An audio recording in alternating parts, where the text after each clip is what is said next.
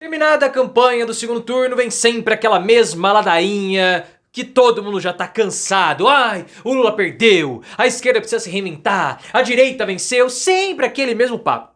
Quando é alguém nos comentários, ou alguém de fora da política, um civil, podemos colocar assim, até passa. Mas comentarista político fazendo esse tipo de análise, parva!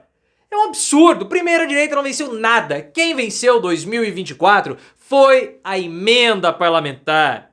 Os partidos que controlavam a maior parte das emendas tiveram a sua vitória. Isso foi óbvio. Desde o primeiro turno foi assim. Aí a direita é uma vitória. Primeiro que não é vitória da direita, porque a campanha municipal ela é despolitizada. Não há uma associação direta entre direita e esquerda. Aí o Lula perdeu. O Lula não perdeu nada. Quem perdeu foi Boulos. É diferente. Há uma derrota do Boulos por conta das suas próprias atuações e posições, parlamentares principalmente, com relação ao Lula. Ah, mas o Lula entrou na campanha. O Lula não podia entrar na campanha porque o Lula, ele comanda uma frente ampla. Entrar na campanha iria justamente rachar a frente ampla que dá sustentação para o governo Lula. E aí tem gente falando de coalizão da direita para enfrentar o Lula. Não vai acontecer. Não vai. Mas sempre eu quero saber a sua opinião.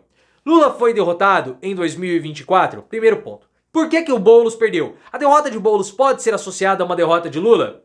E a direita realmente venceu 2024? Deixa o like se você concorda comigo que esse povo não sabe nada, hype o conteúdo e se inscreva no canal. Sempre quando tem uma campanha política, o término do primeiro ou do segundo turno, sempre tem a mesma história. Ai, a esquerda perdeu. Até em 2022... quando o Lula venceu, falaram que a esquerda perdeu porque o parlamento, não sei o que tem, é sempre a mesma análise rasa.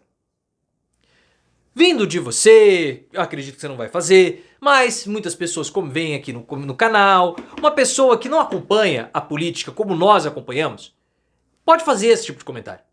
Pode ter esse tipo de percepção equivocada, mas um comentarista político na mídia tradicional, na Globo, é inadmissível isso. O cara é um profissional e age como um amador.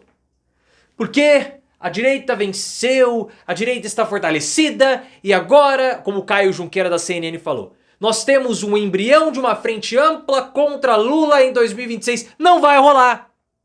Não vai rolar. O cara trabalha na CNN e é mal informado. Por que não vai rolar? Porque o partido do Ricardo Nunes é o MDB. Sabe quem tá no MDB? O Renan Calheiros.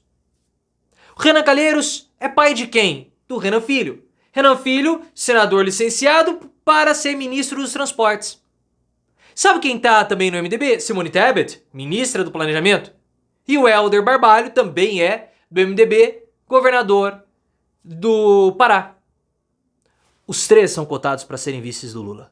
Os três são cotados para serem vices do Lula. Como que o MDB vai integrar uma frente ampla, sendo que ele está cotado para ser vice do Lula e o Alckmin? O Alckmin vai disputar o Senado. Como? Explica pra mim. Não tem jeito. E o PSD, que é o partido que apoiou o Ricardo Nunes, tá negociando o apoio ao Lula em 2026. Kassab já falou que o Tarcísio não sai em 26. Bom, os caras ficam tirando essas análises, igual o pessoal fala, ah não, porque o bolsonarismo foi derrotado em Goiânia. Onde? Sandro Mabel não é bolsonarista? Caiado não é bolsonarista? O pessoal falando, não, porque o MDB venceu lá em Belém, foi uma derrota do bolsonarismo. Esse pessoal do Globo News sabe quem é o Helder Barbalho? Sabe que ele é filho do Jader Barbalho? Vocês estão considerando o Jader alguém de esquerda? Pelo amor, né? Aí falar de união da direita, não tem como haver união da direita. A direita, em essência, ela é desunida. É o laissez-faire do Adam Smith. Vive e deixa estar. Que seja, meus amigos. Cada um vai fazer o que for e depois a mão invisível regula tudo. Como que um movimento que preza, que tem na sua identidade, que tem no seu íntimo, na sua essência, o liberalismo, vai fazer união?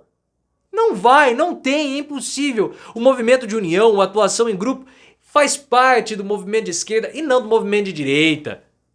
Todo mundo que fala que vai ter união da direita não sabe o que está falando. Fora que o Bolsonaro, ele não quer que haja essa união porque isso enfraquece juridicamente. Então todos aqueles que se colocarem como postulantes, o Bolsonaro vai para cima e vai destruir usando o bolsonarismo. Aí vem o Lauro Jardim, que é muito bom para trazer furo. Mas para fazer análise, o Lauro não deveria entrar. Porque ele dá umas derrapadas. Ele falou que o Lula, ele não quis entrar, ele é um dos derrotados, assim como o Bolsonaro e tal, sempre porque são os extremos, né, vão ser do centro, aquela palhaçada. Ele falou que o Lula é um dos derrotados porque o Lula ficou com receio de entrar na campanha. Ele ficou com medo de sair da campanha e se expor. Por isso que ele não saiu. Ele não fez campanha para ninguém. Primeiro, o PT aumentou a quantidade de prefeituras. Qual é o partido do Lula? O PT. Então já é uma vitória. E dois, o Lula não liga para a campanha municipal. O PT não tem vocação municipal. O PT tem a vocação para o domínio do centro do poder. Brasília, o Planalto, a gente já fala isso há tempos. E terceiro ponto, como que o Lula vai sair em apoio a um candidato sendo que ele comanda a frente ampla? Como que o Lula sairia em apoio ao Guilherme Boulos, sendo que São Paulo, pegando como exemplo, tem a Tabata Amaral, que é do PSB, o partido do Geraldo Alckmin, o vice. Não tem. Não dá. Você iria criar atritos dentro da frente ampla. O Lula já falou isso. Nós vamos ter que fazer concessões para 2026, nós vamos ter que caminhar com os caras da centro-direita, com o PSD. Ele já falou isso. Por que ele tá falando isso? Porque 2024, quem venceu foram as emendas. Quem dominou as emendas parlamentares conseguiu destinar para os seus pontos de atuação e eles tiveram mais entregas. Saiu reportagem, 98% dos prefeitos mais turbinados por emendas se reelegeram. O Felipe da Quest falou, essa foi a campanha das emendas, e nós falamos isso há mais tempo. É óbvio. O Legislativo pegou o naco do orçamento e eles distribuem com as emendas. O Arthur Lira fez isso. E ele destinou muita emenda para Alagoas. Pegando o exemplo do Lira. Se você tem um prefeito que recebe emenda do deputado, é claro que ele vai ter mais entrega. Se você tem um deputado que despeja emendas ali naquela região dele, ele vai ter entrega, ele vai mostrar, eu tô impactando a vida da população. É claro que ele vai vencer. E quem domina a emenda? Os partidos fisiológicos do Centrão, que são os partidos que acabaram se refletindo agora em 2024. O PSD, o União Brasil, o PP, o Republicanos, o próprio PL. Só que isso vai mudar com a mudança do Arthur Lira. E o Lula negocia com o Gilberto Kassab o apoio ao Antônio Brito, candidato do PSD. O Kassab falou, eu dou pra você, Lula, a vice-presidência da Câmara para o PT. Pronto, quer? Tá ótimo. Assim a gente consegue distribuir as emendas pro PT. Mas em troca eu quero o apoio ao Antônio Brito. E se você quiser que eu apoie você em 2026 e não repetir o que aconteceu em 2022, eu abro a independência da bancada, a bancada faça o que quiser, você tem que me apoiar agora. Então o Lula só tem a ganhar com esse apoio do Kassab. Apoio do candidato do Kassab. E é isso que está se compondo agora. Mas o Boulos perdeu e o Boulos é herdeiro de Lula. O Boulos não é herdeiro de absolutamente nada. Por quê? Porque nesse cenário, se essa foi a campanha das emendas, o que o Boulos fez, destinou para São Paulo? Qual foi o projeto do Boulos para São Paulo? Não teve projeto. Como que um deputado vai enfrentar o atual prefeito de uma cidade, São Paulo ou qualquer uma que seja, sendo que ele não... Um prefeito não fez grandes bobagens ao longo do mandato. Como que ele vai enfrentar? Ele não tem competição para mostrar as entregas. Não dá para competir com as entregas. O que o Boulos fez nesse 1 ano e meio? Nada como deputado.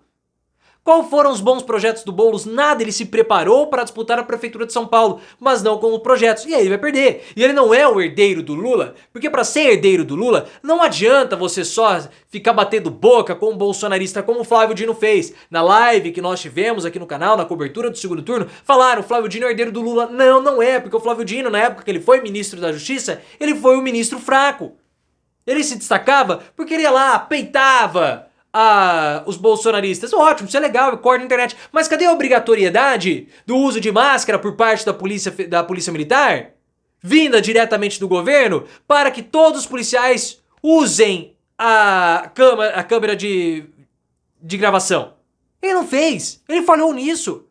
Para ser o herdeiro do Lula, o cara tem que ter entrega. Ele tem que entregar e principalmente saber negociar com todo mundo. Na minha opinião, o herdeiro de Lula, por mais que algumas pessoas da esquerda torçam o nariz para ele, é o Haddad.